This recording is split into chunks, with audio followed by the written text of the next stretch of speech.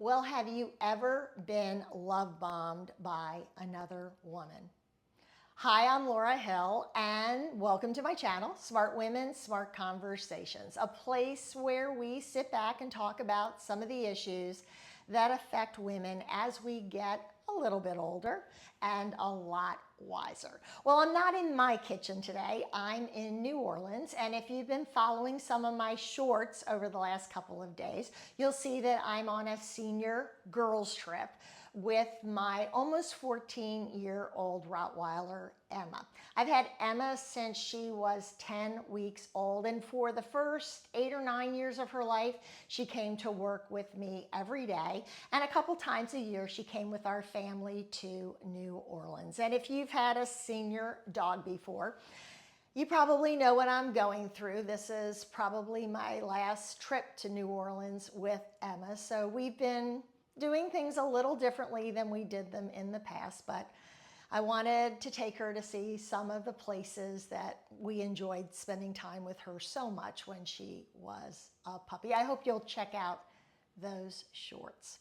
But today I wanted to talk about love bombing, because we hear a lot about love bombing in relationships, love relationships, but it also happens in friendship, and it also happens between women. If you've ever had a woman love bomb you, you know that overwhelming feeling that they almost come in and spread over your life. And it's like they were there the whole time, you just didn't know it.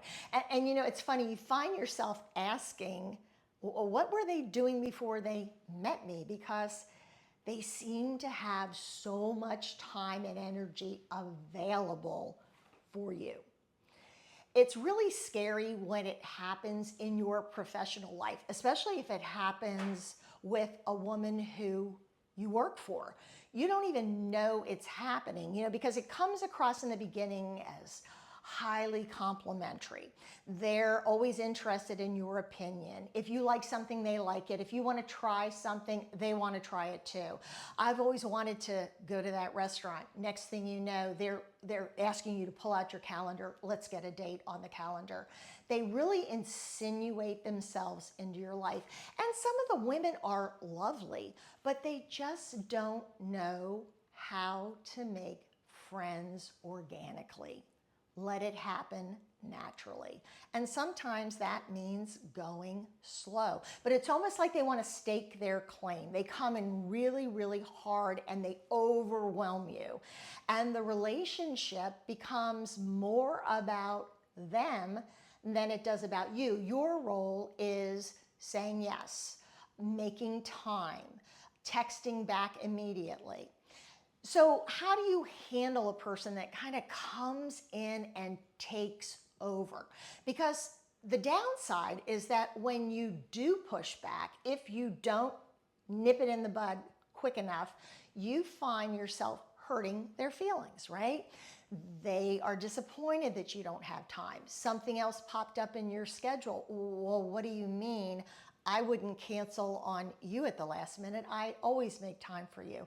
And next thing you know, you're starting to feel bad about yourself because they make it clear to you that they value the friendship more than you do. Even if that's not true, life is just busy.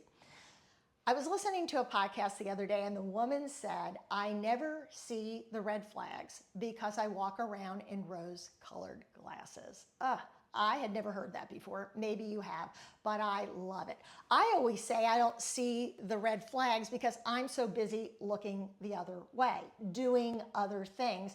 And next thing you know, I'm in this hamster wheel and I don't know how I got in it, and I'm hurting someone's feeling, or they're getting angry at me because I don't respond fast enough. I am not available enough for them. And they're pouring themselves into you, and you're not doing the same to them, at least from what their vantage point is.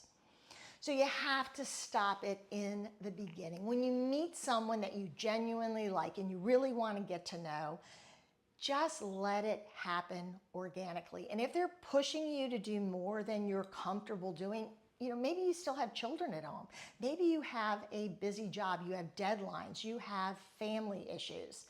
You need to prioritize those things first and put the brakes on the friendship while letting them know that, hey, would love to get together, can't do it this week, but let's take a look at the calendar 2 weeks from today. We control a lot of what we allow to happen in our lives, and friendship is one of those things, especially the way that we make new friends. So be very careful if someone is pushing you to go faster than you're comfortable going or faster than your schedule allows. Prioritize yourself. Put the brakes on in the beginning before anybody's feelings can get hurt. Because what I've often found with women that love bomb you, if you let it go too long, you end up with someone who walks away from the friendship and there's never any in between. They were your friend one day, now they're not your friend. And they don't know how to slow down the relationship but maintain it. I mean, the goal at the end of the day is to surround yourself with other women who fill you up and who bring joy and value to your life. So be careful if you find yourself in a friendship that's moving way, way too fast and you're feeling uncomfortable. Have a great week. I hope that you'll like and click and watch some of my other videos. Please subscribe to the channel, and I hope to see you again real soon.